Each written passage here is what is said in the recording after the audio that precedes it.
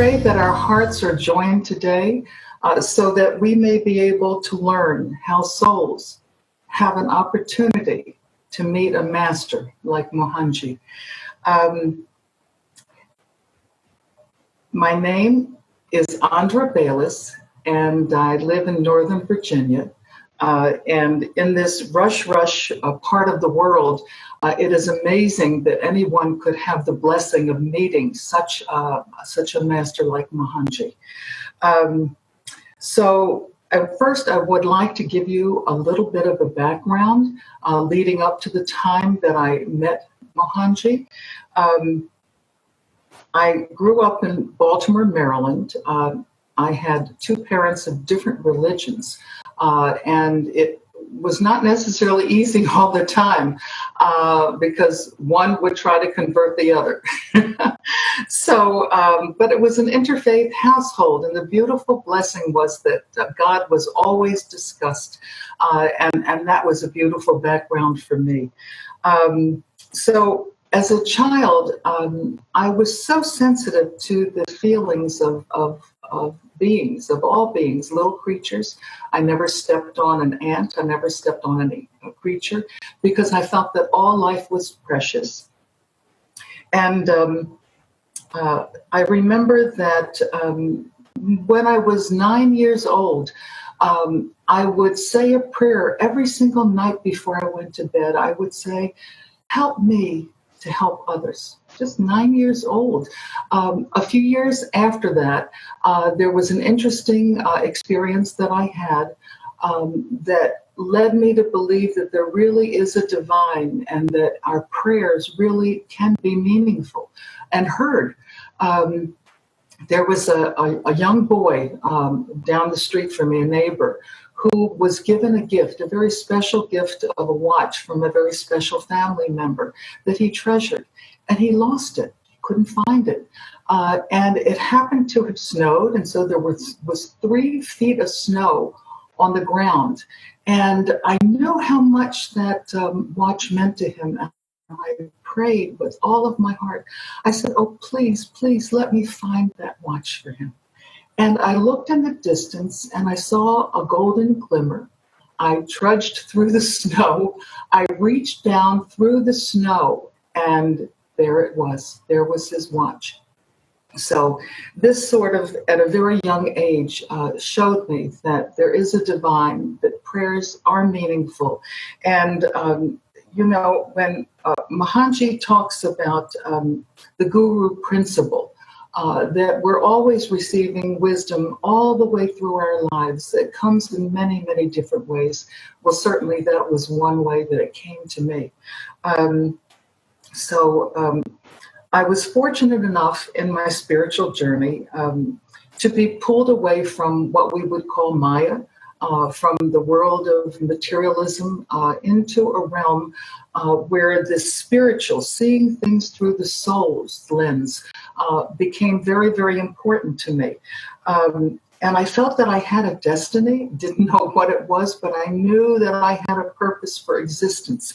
And many years later, I became a teacher, eventually became a teacher of English speakers of other languages. And I taught in middle school, high school, I taught adults. And when I became more aware, I began using my profession to be able to raise consciousness. And I think we all can do that. I think there are avenues in our own professions that we can use to be able to lift the spirits of others, to show kindness, to be an example. With my particular students, what I did was they needed to learn how to edit. And I would give them quotations, beautiful quotations of wisdom, really in a matter of speaking spiritual concepts. And I would ask them to edit it. And then, of course, afterwards, we would discuss that particular quotation. So I think that they benefited a lot. You know, the last few years when I really was a little bit more conscious about my teaching and taking the opportunities that came to me. So fast forward to a very important part of my life.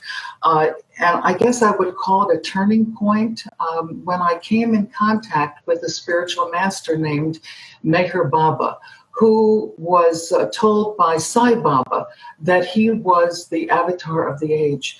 And so I had an experience with Sai Baba because I was wondering, do I follow Meher Baba and his teachings? And there was a painting in my living room. And one night when I was thinking about that and thinking about Sai Baba, I looked at the painting.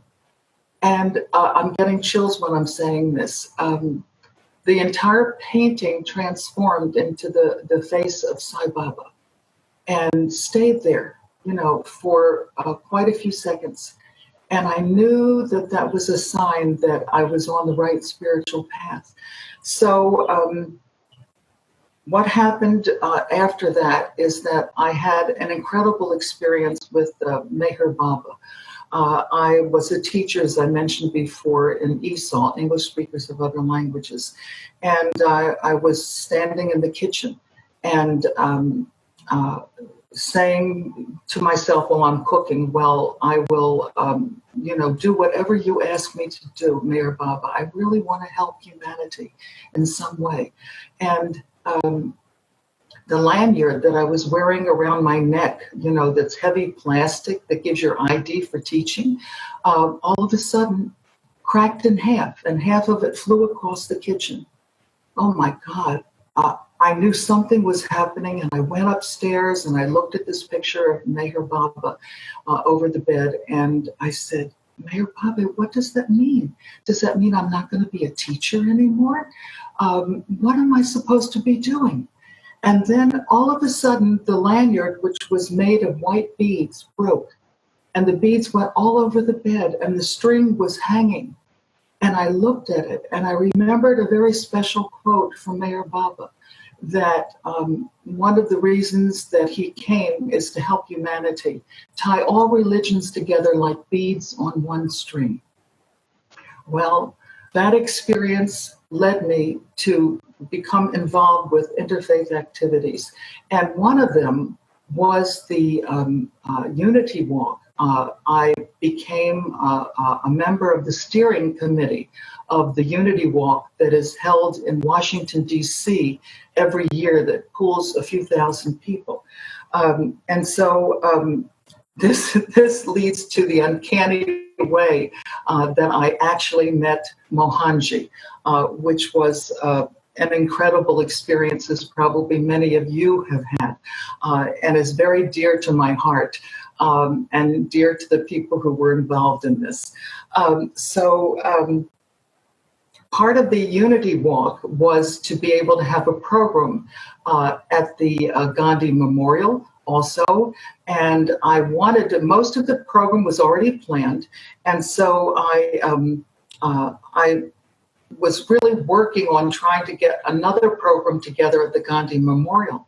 And I happened to have attended the gathering of Amma, the hugging saint. Many of you may know her and know about her. And during the kirtan, after the kirtan singing, chanting went on, I heard this beautiful, beautiful man's voice. And I thought, oh my goodness, I would love to have that person sing at the Gandhi Memorial program. And it turned out that I went up to the gentleman when he got up and got his name, and his name was Benjamin Sands. And I asked him, I said, I'm on a committee, a selection committee, and I would love to be able to have an example of your singing that I can show to the committee. Do you have one? And he said, well, I did make a recording. I made a recording for a spiritual master named Mohanji for his birthday. And if you contact Lata, she will be able to send you that particular recording.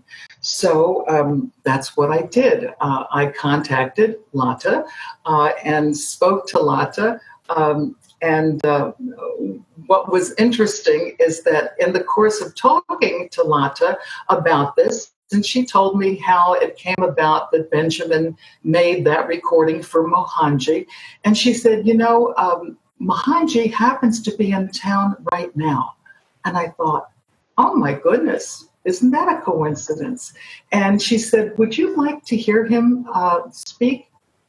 He tells wonderful stories about spirituality and is a great teacher. And I said, of course. So I said, where would he be speaking? And she said, he's speaking at the Unitarian Universalist Church that's in the Oakton area. I paused. I said, oh my goodness, that's right around the corner from where I live. And Lada began laughing. She said, well, that's right around the corner from where I live. And I said, where do you live, Lada?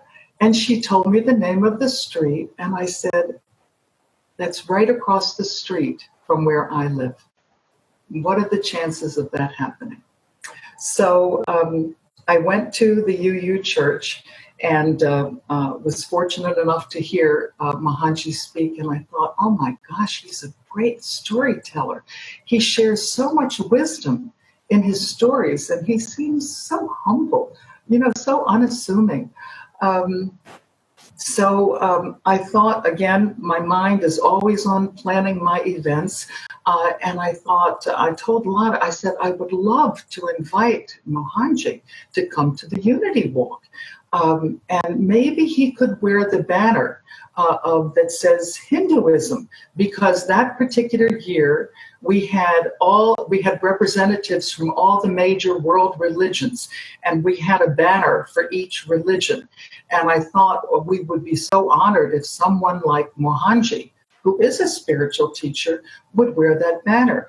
And interestingly enough, we found out from Mohanji that he was not necessarily comfortable wearing a banner of just one religion, that he preferred to be called, and this is so beautiful, preferred to be called the universal friend. And when I heard that, I said, that was so wonderful, because we need some spiritual teacher to be able to speak out and speak in a language that can appeal to all religions about truth and mercy and compassion and kindness and generosity, all these beautiful concepts that we assign to God. And so I was so excited that he might be able to come. I didn't know if he would or not, but nonetheless, the Unity Walk did take place, and it was in a large sanctuary of the synagogue, the largest synagogue in Washington, D.C. And because I was part of the steering committee, I needed to take some pictures. So I went down, the lights were low, about 2,000 people were there, and I walked down one of the aisles and stooped down to begin taking pictures. And I happened to look to the right, and who do you think was sitting to the right, exactly where I was stooping to take pictures? There was Mohanji, and Biba, and Mila, and Ganesh, and Lada. Oh my God, he came. I was so thrilled that Mohanji came to the Unity Walk. Well, we, all of us, walked down the Embassy Row. This is what the Unity Walk is really all about. It pulls people from many different religions together to learn about each other.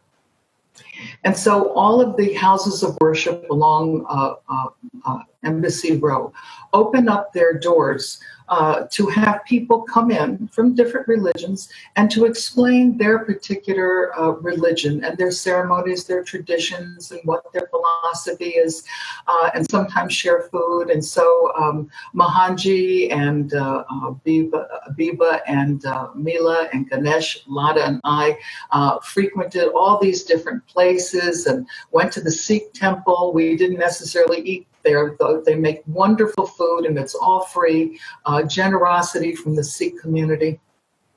and we did go inside and listen to the chanting that they did, and learning how they wrapped their heads. And so you learn so much about different religions and their traditions.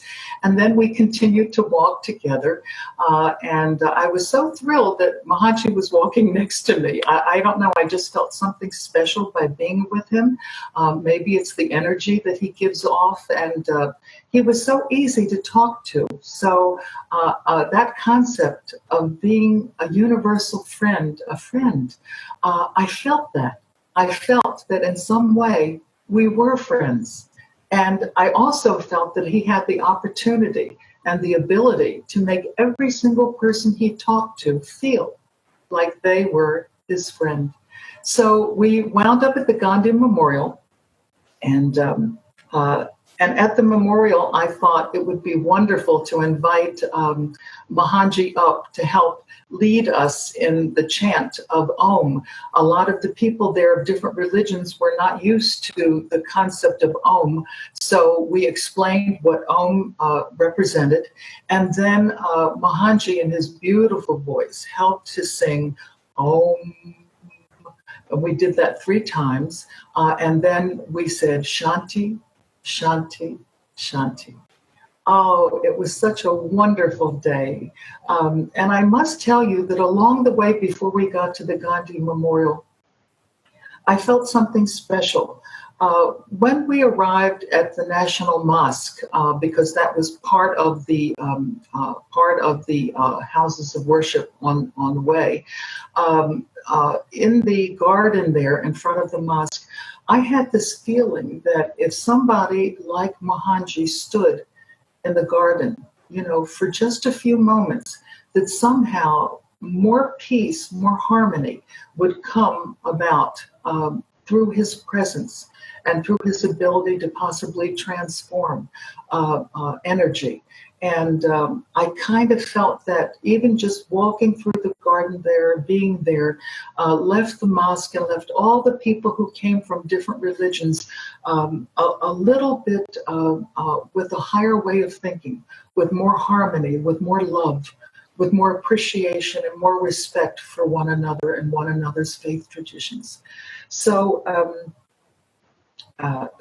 since Mohanji was in the area, of course, there were many different places that he would speak. One of the places was the Stacy Sherwood Community Center. And there, people came together, and I learned about something called Shaktipat, which is the first time. And I remember coming up to take the Shaktipat with Mohanji.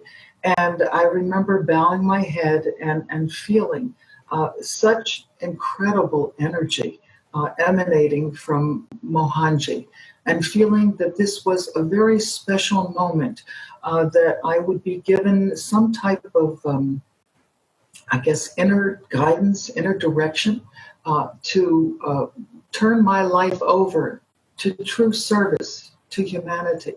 And so rose blossoms were poured over my head, and it was such a wonderful moment for me spiritually. Ben Sands, of course, sang, and I thought, oh, I would love to sing for Mohanji one day, because I do sing, but I just never have the opportunity to do it. And little Jerry sang so beautifully, just 9, 10 years old, and no ego, no self-consciousness, just singing, because she wanted to sing for Mohanji. And when you see people sing like that, you see a tremendous respect that they have for the person they're singing for. And that helped me I was pulled even closer to Mohanji when I saw that. And then what's interesting is at the end of this particular session, the satsang, I was getting ready to go and gathering my things, and Lada comes up to me with a rose, and she says, Mohanji wants you to have this rose. And I thought, oh my goodness, thank you. That is so nice. That's wonderful. I was so thrilled. And then, and a few seconds later, she came up with a garland, and she said, "This is the garland that Mohanji was wearing, and he took it off, and he wanted you to have it." And I thought, oh my God, you're sort of speechless at that point, not knowing what all of this means, not knowing what the symbology might mean in my life, but I treasured it. I put it on. I didn't want to take it off. I wore it the next day when we did conscious walking, which was our first experience with that. And that week, interestingly enough, was the opening of my store, Oriental Rug Store. And I wore it, the day of the opening, and I think I wore it all the way through the next week till, I wasn't able to wear it anymore. And because I thought it would give special energy. We opened an Oriental rug store, not to sell rugs really, but to be in the middle of Maya, to be in the middle of a shopping center where people are, engaged in materialistic thinking. And so people would come in and we would talk to them about spiritual values. Young people would come and I would make them ambassadors of peace and, tell them, gave them a little something to say. And interestingly enough, I found out that little something I gave them to say, Deepak Chopra all over the world was asking his audiences to stand up and take a pledge to become ambassadors of peace. So I guess that's how the divine works. You think you're doing something yourself and it's really not you. It's the masters working through you. Later, again, Mohanji came and we had a retreat at Yogaville. I came the last day because I had other events that I was responsible for. And this, again, was a turning point in my life where I was introduced to Kriya. And I thought, how wonderful for a spiritual teacher to help the individuals be able to have some type of spiritual practice that helps us connect on a deeper level to the divine, with the idea that the divine can flow more purely through us so that we can listen and follow and be more adept at being in service to humanity. And so it was a very special moment for me. There's a concept of dakshina where you give an offering to the guru. And of course, I didn't know that ahead of time. So you're encouraged to give something that's very precious to you. And what was precious to me was something that I wore every day of my life once I began this work in the world. For years and years and years. And so it was something that represented, it was a symbol that I wore that I hoped that when people saw it, it would help them and encourage them to think peaceful thoughts, peaceful words, and of course to do peaceful deeds and actions. It was a peace bird, sort of made of pearl, a white peace bird. And I thought, oh, I would never part with that for anything. It was so, so precious to me. But then more precious to me than this having and owning this bird for whatever reasons that I had was the idea that I would give it to Mohanji, who was a guru, who was helping me be able to do the very thing, I'm going to get upset now, the very thing that that peace bird represented. And so it was my honor to give him that particular possession of mine that I so valued, hoping that one day, whatever he would do with it, he would pass it on to someone else that would also be able to carry on his great work. So sort of going forward again, there was another retreat years later, 2018, at the Seven Oaks Center, Retreat Center, where we had an opportunity to listen to Mohanji speak in his formal, beautiful attire. And And then there was an opportunity for us to be casual with Mohanji and to walk with him and talk with him. And there was even a lake there that we could even swim and be in the water and ask him questions while we were in the water, which was interesting. And he so beautifully answered everyone with such wisdom. So what was interesting to me is that there was a moment that I was walking with Mohanji side by side, and he was sharing with me a vision that he had. And his vision was to pull youth together, to be able to draw youth. You know, the youth are the torchbearers of the future. They're helping us build the world to come. And so he knew that music, you know, the performing and visual arts would attract youth. It's a universal understanding that youth are attracted to this. And that's what he wanted to do.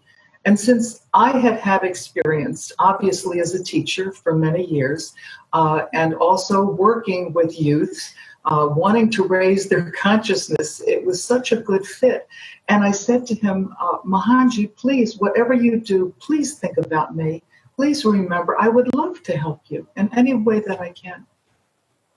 So not long after that, I got a call from Madhu, who asked me, he said, Mohanji asked him to call me, to invite me to lead the way for World Consciousness Alliance in the United States.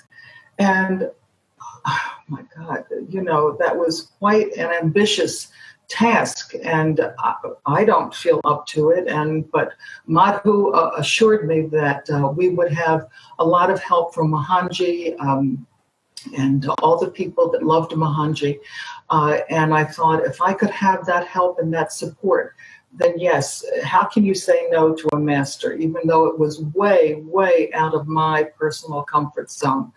But I thought somehow Mohanji would help me be able to carry it through. So I said, yes, I would do that. And so I wanted to share with you that the mission of the World Consciousness Alliance is Mohanji's vision. It's Mohanji's mission.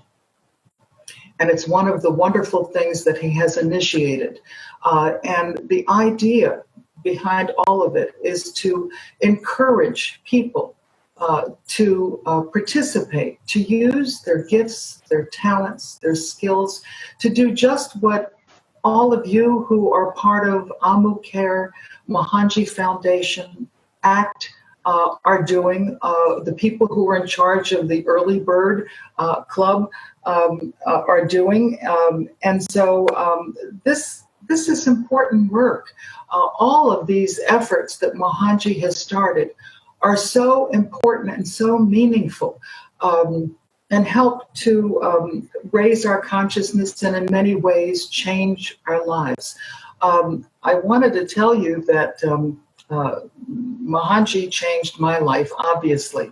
I had become more active with my interfaith bridge building. I became the coordinator of the Martin Luther King commemorative event in Washington, D.C., and then was invited to be executive directors on this organization, and it's almost too much to hold, but I knew that I was having help somehow from the divine. So essentially, Mohanji changed my life, and in some ways actually turned it upside down. And I will share with you one particular thing recently that has happened. I knew that all spiritual teachers say you need to get up early in the morning, do some spiritual practices, meditate, begin thinking positive thoughts first things in the morning, and then go to bed early so you can get up early. But, how would that look with my lifestyle? I get up at 8:30 in the morning, 9 o'clock in the morning. I stay up, work all day, come down for breakfast at 3 in the afternoon or 4 in the afternoon, continue to stay up till 2, 3, and 4 in the morning.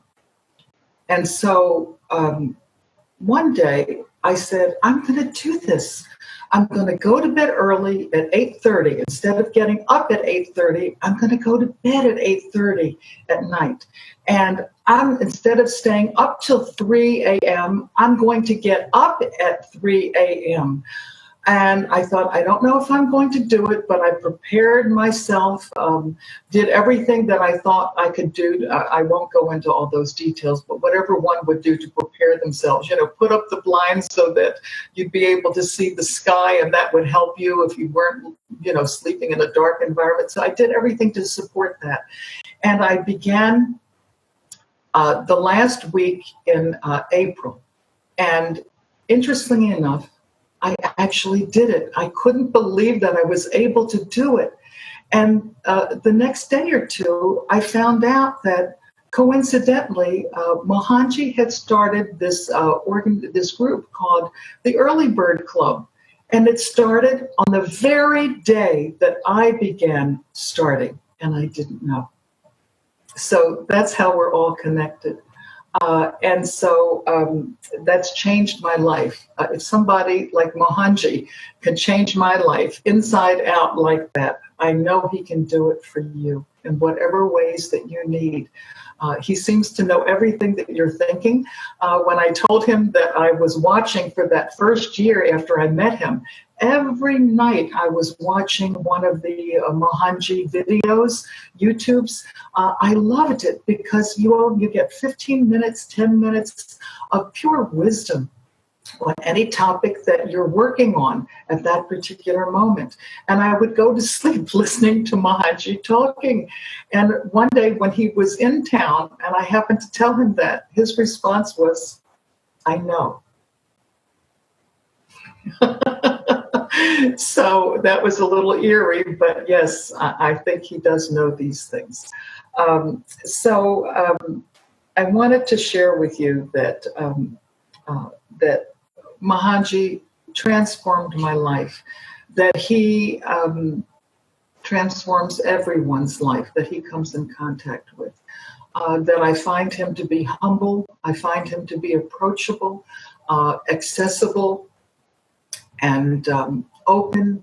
And what I love is that his messages are universal. They're for people of all religions. They're for people of all cultures. His words are profound. He seems to know, and what's interesting, and I'm sure it happens in your life too, it doesn't just happen to me, that the very thing that I seem to be working on in my private life sort of shows up in the particular quotation that's posted so consistently by Ganesh, at least with the MohanjiUSA. So I encourage everyone to really listen to the YouTubes of Mohanji, to pay attention to his quotations, to know that somehow he seems to be in an atmosphere where the body is not limited, where he talks about his consciousness being with you. And I get chills when I'm saying this, which means in some way that I feel that I'm uttering a truth, that he's not limited by the body. The consciousness, this guru principle, which he is part of, is all one. It's all the same. There is a unity in that wisdom and that spiritual essence. And we can all tap into that by coming into contact with such an incredible spiritual master as Mohanji is. He's very dear to me. I'm very intimidated, I must tell you, being around him, but I have to work myself through that because I know that in order to do the work that he wants me to do, because he asked me really essentially to be the president of World Consciousness Alliance, then I have to communicate with him. And so I have to get by the fact that I'm intimidated by the fact that he's such a great spiritual master and settle on the idea that he wants me to work for him. That's what's most important, and to put this ego stuff out of the way. So I wanted to share with you that our lives can have purpose. Our lives can have tremendous purpose. And that Mohanji wants us to come out of the I, my, me, mine way of thinking, and to come out of our habits of being self-centered, to become selfless souls, working to give back to humanity, to give back to the world. And in order to do that, he's initiated and founded the World Consciousness Alliance. And I would love to read the mission, please, and I wish you would listen so very closely to that. This is as important to Mohanji as all of the other initiatives that he has started. And the people who are involved with World Consciousness Alliance, he has personally selected. So his hand is on everything that we do. And it's changing, it's morphing, and it's becoming better and broader than ever before. We're beginning to do large events, as was held in Washington, D.C., where we had singers and poets and choirs singing using lyrics like "I believe in the humanity of humanity" was one of the songs that was sung. And so it's very important to be able to participate and coordinate these events.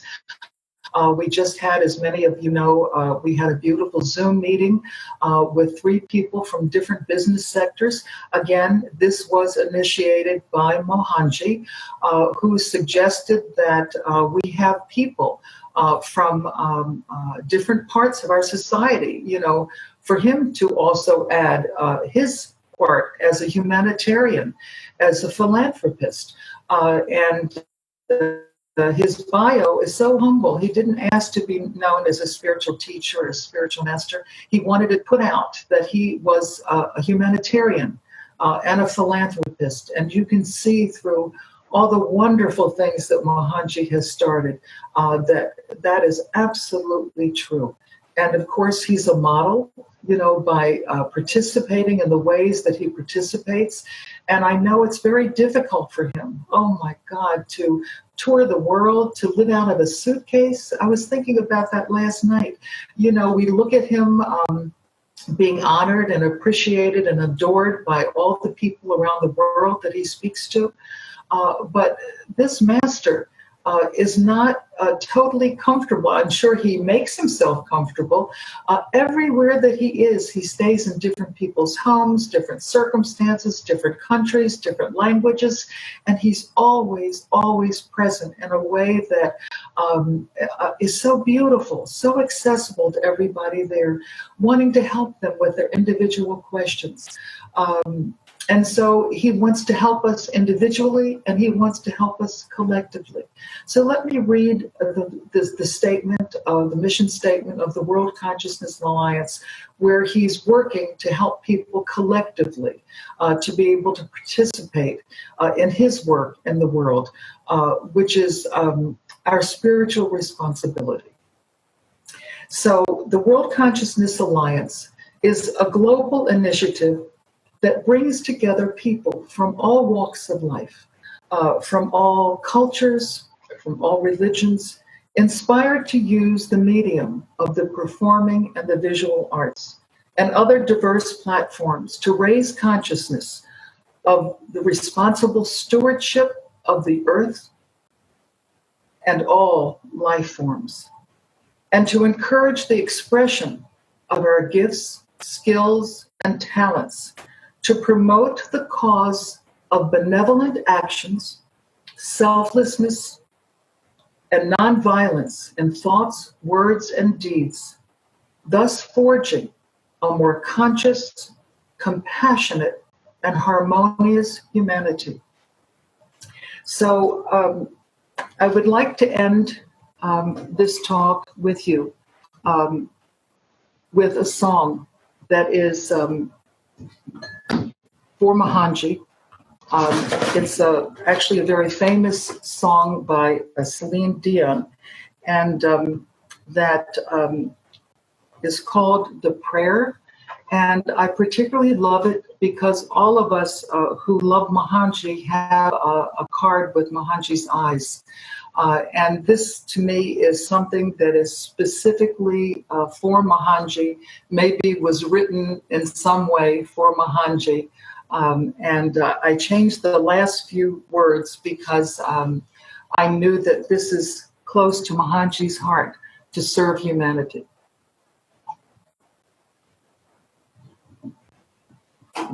So.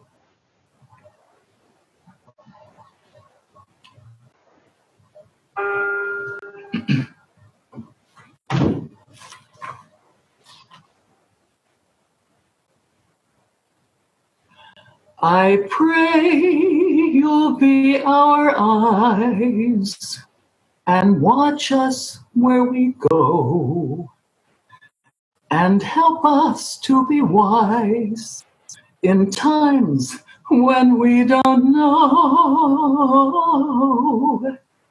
Let this be our prayer when we lose our way. Lead us to a place, guide us with your grace, to a place where we'll be free. I pray we'll find your light and hold it in our hearts when stars come out each night and shine and light the stars. Let this be our prayer when shadows fill our day. Lead us to a place, guide us with your grace, to a place where we'll be free. Fill us with love and mercy and compassion. Teach us to love the least of all our brethren. Help us to love all those who cannot be loved, knowing this is true love, not for the faint and weak. With understanding hearts, we all will do our part to serve both night and day, not even look for praise. Mohanji, we do it all for you. We put ourselves aside.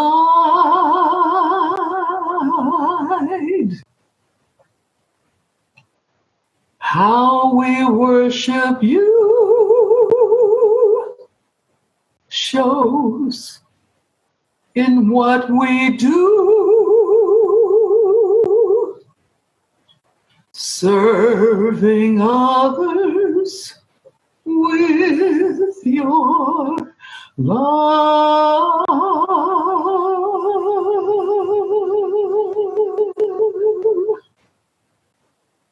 Jai Mohanji. God bless you all.